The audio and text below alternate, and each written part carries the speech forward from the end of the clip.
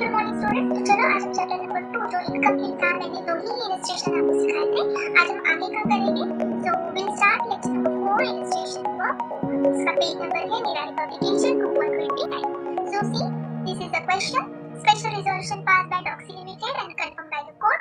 उन्हें internal reconstruction करना है। अगर आपने मेरी पहले 3 वीडियो देखे हैं तो डेफिनेटली आपको समझा होगा कि इंटरनल रिकंस्ट्रक्शन होता क्या है और क्यों करते हैं।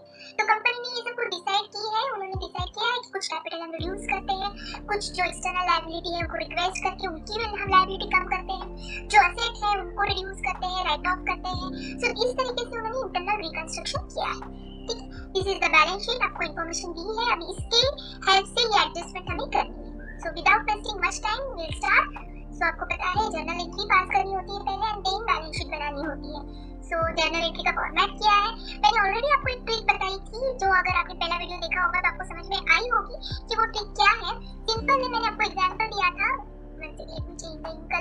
ओके, मैंने एग्जांपल दिया था कि ये पानी का ग्लास है, अगर इसमें ज्यादा पानी है और ये हमें कम करना है तो हम आपको ये ग्लास में क्या करेंगे, उसको डालेंगे। सो this is debit side and this is credit side. जो साइड हमें कम करनी है उसके ऑपोजिट साइड हमें एंट्री करनी है journal entry. So that is why I am telling again and again, please watch my first, second and third lecture, तो आपको ये आसानी से ठीक समझ में आएगी। तो सी पहली एडजस्टमेंट क्या दी है उन्होंने, द फर्स्ट इज, देखो उन्होंने इक्विटी शेयर्स वगैरह दिए हैं, ये उनकी पुरानी बैलेंस शीट है एंड अब उस हिसाब से हमें क्या करना है, रिड्यूस करना है। तो सबसे पहले उन्होंने रिड्यूस क्या कर लिया है, 500 ये जो शेयर थे 6% प्रेफरेंस शेयर जिसका था, देखो 6% प्रेफरेंस शेयर, इसकी फेस वैल्यू 200 थी लेकिन 160 कॉल्ड अप था, वो रिड्यूस किया है। नंबर ऑफ शेयर से मैं प्रेफरेंस शेयर के पहले भी 500 थे, अभी भी 500 है, बट उन्होंने चेंज क्या किया है, 6% इंटरेस्ट पहले भी था अभी भी था, लेकिन उन्होंने अब यहाँ पे कॉल्ड अप कैपिटल क्या किया है, रिड्यूस किया है। जो 160 था वो अब उन्होंने 80 किया है और कितने नंबर ऑफ शेयर, 500। ठीक है, तो 500 into 80, 160 पहले था, फिर 80 किया, मतलब कितना रिड्यूस किया उन्होंने, एक शेयर के पीछे 80 रुपए रिड्यूस किए। ऐसे कितने नंबर ऑफ शेयर है, 500, तो हमें अमाउंट मिलती है 8 पैसा 40, तो 40,000। अब जर्नल एंट्री कैसे करनी, तो हमें क्या रिड्यूस करना है, preference share. As you know preference share always come liability side and liability मतलब मैंने क्या कहा था आपको, ये क्रेडिट साइड होती है। अगर मुझे ये क्रेडिट साइड कम करनी है तो मैं क्या करूंगी, प्रेफरेंस शेयर को मैं डेबिट में पोस्टिंग करूंगी, तो प्रेफरेंस शेयर डेबिट होगा और मुझे रिड्यूस करना है, तो क्या करूंगी मैं, रिड्यूस कैपिटल रिडक्शन में ट्रांसफर करूंगी। और कितने से रिड्यूस करना है मुझे, 40,000 से। 40,000 कैसे आया आपको पता है, 500 into 80 से कम हो गया ना, 80 रिड्यूस किया है। तो अब जब नए बैलेंस शीट में आप लिखोगे प्रेफरेंस शेयर तो आप कितना लिखोगे, 3 लाख नहीं लिखोगे, आप 3 लाख में से 40,000 माइनस करोगे, तो नई बैलेंस शीट जब वर्टिकल बैलेंस शीट बनाओगे तो आपकी क्या होगी, यहाँ पे 2,60,000। अंडरस्टूड, इतना आपका प्रेफरेंस शेयर आ जाएगा। Now next same about the equity share. Equity share भी उन्होंने 7,500 नंबर ऑफ इक्विटी शेयर थे जिसकी वैल्यू थी 40, लेकिन उन्होंने फेस वैल्यू चेंज कर दी, 20 बना दी फुल्ली पेड। ठीक है, यहाँ पे उन्होंने फेस वैल्यू चेंज कर दी है। तो फेस वैल्यू जब चेंज करते हैं तो जर्नल एंट्री थोड़ी सी अलग आती है। हमारा फंडा सेम ही रहेगा, इक्विटी शेयर कौन सी साइड में है, लायबिलिटी साइड में, तो लायबिलिटी साइड है हमें कम करना है, लायबिलिटी साइड मतलब क्रेडिट साइड हमें कम करनी है, तो हमें इक्विटी शेयर किधर लिखना होगा, डेबिट साइड, तो इक्विटी शेयर तो डेबिट जाएगा। ठीक है, तो क्रेडिट में क्या रहेगा, आपको कैपिटल रिडक्शन रहेगा, लेकिन यहाँ पे फेस वैल्यू चेंज हुई है, जो फुल्ली पेड पहले 40 थी अब 20 हो गई। तो देखो जर्नल एंट्री कैसे है, यूजुअली अगर ये नहीं होता, सिर्फ उन्होंने रिड्यूस किया होता वैल्यू, फेस वैल्यू चेंज नहीं की होती, तो यूजुअली जर्नल एंट्री कैसे आती थी, equity capital account debit to, हमने रिड्यूस किया है सिर्फ रिडक्शन, तो कैपिटल रिडक्शन, ये वाली एंट्री आ गई। ठीक है, लेकिन यहाँ पे अब थोड़ा सा चेंज करना है, उन्होंने फेस वैल्यू किया है, इसलिए हम यहाँ पे टू इक्विटी कैपिटल लिखेंगे। अब यहाँ पे अमाउंट कौन सी लिखेंगे, तो यहाँ पे जो इक्विटी कैपिटल है यहाँ पे ओल्ड वाली अमाउंट लिखेंगे और यहाँ पे जो है यहाँ पे न्यू वाली अमाउंट लिखेंगे। व्हाई इट इज सो, क्योंकि एक जगह से हम एक इक्विटी कम कर रहे हैं इसलिए डेबिट लिखा, लेकिन साइमल्टेनियसली हम अलग फेस वैल्यू का इक्विटी शेयर इंक्रीज भी कर रहे हैं, तो अगेन क्रेडिट में ऐड होगा।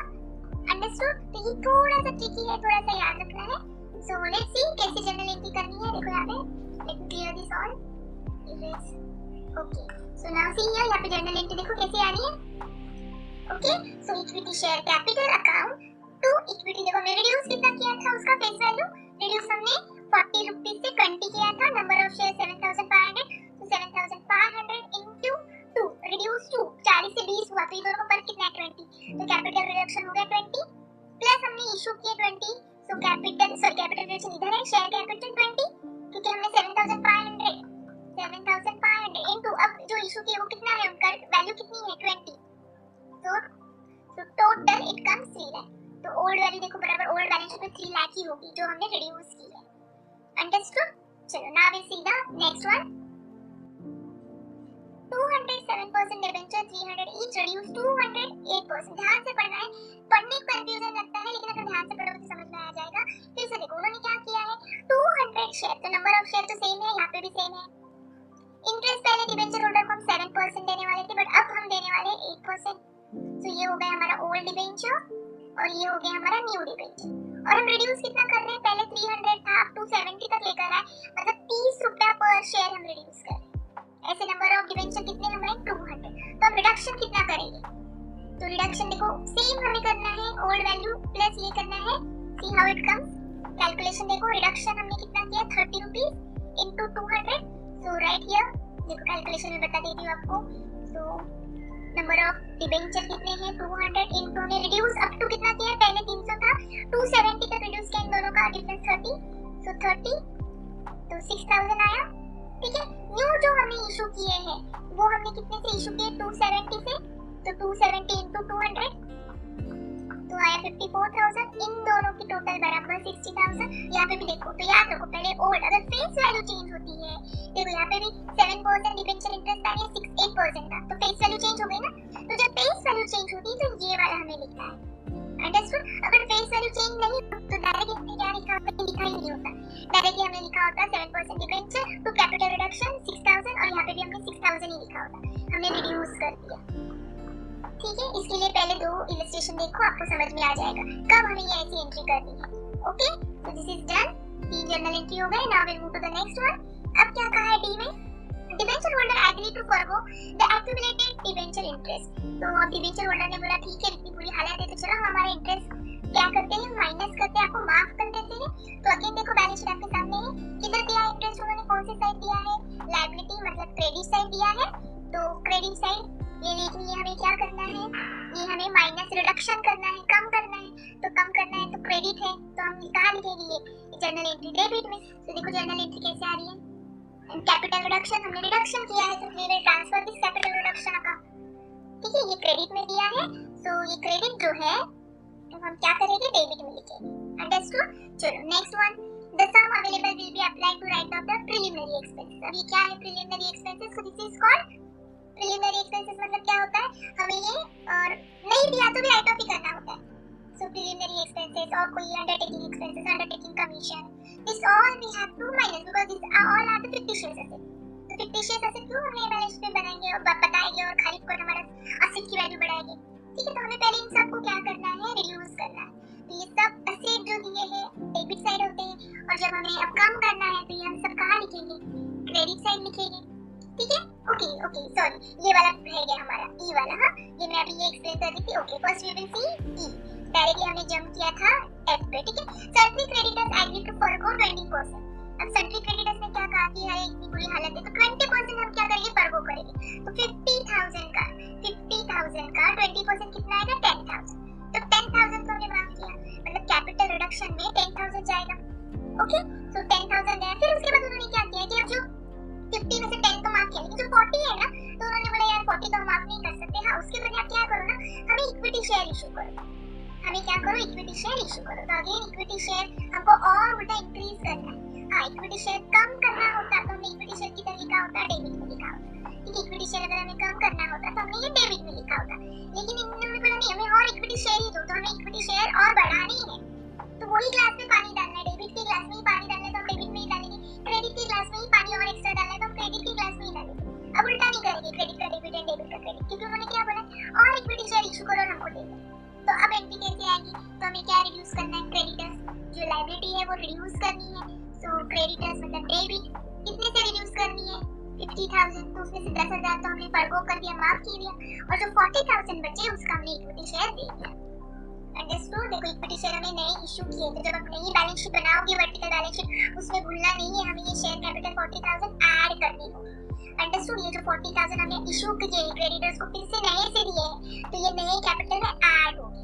हाँ, लेकिन साइमल्टेनियसली हमारे क्रेडिटर्स क्या होगी, गायब होगी। अब हम क्रेडिटर्स नहीं बताएंगे कि क्रेडिटर्स को हमने क्या किया है शेयर कैपिटल, तो न्यू बैलेंस शीट में will not show the creditors. ये जो 50,000 है न्यू बैलेंस शीट में नहीं आएगी, लेकिन न्यू बैलेंस शीट में क्या आएगा, न्यू बैलेंस शीट में शेयर कैपिटल जरूर आएगी क्योंकि ये हमने इशू की है। Okay, understood. चलो now will see the next one, up वाला एफ वाला जो मैंने कहा था वो वाला करते हैं हम लोग। The sum available fictitious asset है जो डेबिट में होते हैं, तो हमें क्या करना होता है, डेबिट का क्रेडिट में करना है, बाकी की भी एसेट रिड्यूस करने हैं। तो देखो ये सब कुछ उन्होंने कहा दिया है, ये एसेट मतलब कौन सी साइड होती है, ये एसेट मतलब डेबिट साइड होती है, ठीक है। तो ये डेबिट हमको रिड्यूस करना है तो क्रेडिट में डालो और बाकी का सब कैपिटल रिडक्शन में कर दो, ठीक है। And last one, if the balance left transfer to capital reserve. Of course हम अब कैपिटल रिडक्शन का अकाउंट ओपन करेंगे, टैली करेंगे, जहां पे बैलेंस कम है वो ऑफ कोर्स हम कैपिटल रिजर्व में ही ट्रांसफर करेंगे। तो ये एच वाली जो एडजस्टमेंट है वो नहीं दी होती तो भी हमने किधर ट्रांसफर की होती, कैपिटल रिजर्व। ओके ठीक है, चलो आई होप समझ में आ रहा है। तो इस तरीके से हमने कैपिटल रिडक्शन बना दिया है। कैसे बनाना है फिर एक बार बताती हूँ। देखो ये जर्नल एंट्री हमारी, जहाँ जहाँ पे कैपिटल रिडक्शन है, जहाँ यहाँ पे कैपिटल रिडक्शन किधर है, क्रेडिट में, तो हम भी कैपिटल रिडक्शन किधर लिखेंगे, क्रेडिट में। लेकिन कैपिटल रिडक्शन किधर, कैपिटल रिडक्शन का नाम नहीं लिखते तो हम क्या लिखेंगे, उसके ऑपोजिट, डेबिट में कौन है, शेयर कैपिटल। यहाँ पे कैपिटल रिडक्शन किधर है, क्रेडिट में, तो यहाँ पे भी हम क्रेडिट में लिखेंगे। लेकिन डेबिट में कौन है, शेयर कैपिटल। देखो ये वाला ऑपोजिट नाम लिखना है। तो इस तरीके से देखो धीरे धीरे यहाँ पे भी देखो कहाँ पे कैपिटल रिडक्शन है। अगेन 6000 क्रेडिट में है, so again will write 6000 credit. Then again debenture interest, sorry debenture interest भी एक है वो, देन सन्ड्री क्रेडिटर्स भी है, ठीक है। सो इस तरीके से हमने ट्रांसफर कर दिया। एंड फाइनली ये सब हमने किया है, ये सब जर्नल एंट्री देखो कैपिटल रिडक्शन, ये सब हमने ट्रांसफर की, जो डेबिट में है डेबिट में ट्रांसफर किया, जो फाइनली बैलेंस मिला फाइनली हमने ट्रांसफर कर दिया कैपिटल रिजर्व में। So see this is the last one. तो कैपिटल रिजर्व लायबिलिटी में हमने बैलेंस शीट में लायबिलिटी में कैपिटल रिजर्व में कितना लिखेंगे, 20000। ओके, और ये जो प्लांट वगैरह है, पेटेंट प्लांट, ये हमने रिड्यूस किया है, तो न्यू बैलेंस शीट में ये हम माइनस करके ओरिजिनल अमाउंट में से माइनस करके लिखेंगे। सो लेट्स सी, देखो कैसे बनाना है। मैंने आपको हॉरिजॉन्टल सिखाई थी, बस उसको वर्टिकल करना है। बहुत सारे बच्चों ने सवाल पूछा था, बुक में तो वर्टिकल दी है, आपने हॉरिजॉन्टल सिखाई, नो इशू। मैं आज वर्टिकल बताती हूँ कैसे करना है वर्टिकल। तो बैलेंस शीट हमेशा दो पार्ट में डिवाइड करनी है, liability side, equity and liability, और दूसरा पार्ट होता है नॉन करंट लायबिलिटी, ठीक है।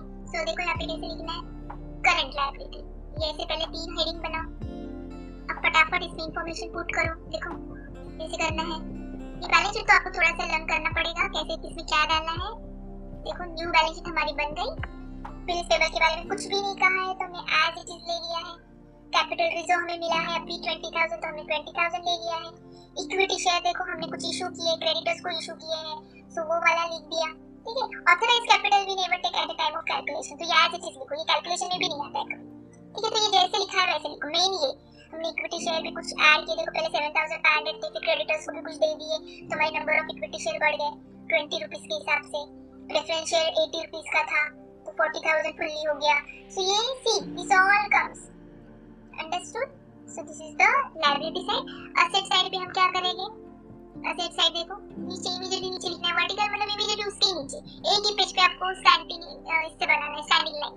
सो ये भी देखो असेट दो पार्ट में, नॉन करंट एंड करंट। अब प्लान डी हमने रिड्यूस किया है तो ये ओरिजिनल वैल्यू में से रिड्यूस वाली अमाउंट करो, तो अभी ओरिजिनल अभी के न्यू बैलेंस शीट में हमारा प्लान आएगा 1,50,000, पेटेंट आएगा 60, ठीक है। ये देखो जिसके बारे में कुछ कहा ही नहीं है वो एज इट इज हम लिखेंगे। So finally our balance sheet is done. So I hope ना 3 प्रॉब्लम किए और 1-2 प्रॉब्लम मैं लेकर आती हूँ क्योंकि मुझे जल्दी से आपका चैप्टर 1 भी स्टार्ट करना है। तो थोड़ी आप भी कोशिश करो, मैंने ट्रिक तो बताई है आपको, अब थोड़ा सा आप कोशिश करो क्या डेबिट लिखना है, कब डेबिट लिखना है, कब कैपिटल रिडक्शन लिखना है, कैपिटल रिजर्व कैसे फाइंड आउट करना है, वर्टिकल बैलेंस शीट कैसे बनानी है। So everything we have covered, ठीक है। सो और एक प्रॉब्लम लेकर आती हूँ, तब तक के लिए इसकी प्रैक्टिस करो। Thank you so much, have a nice day, bye bye.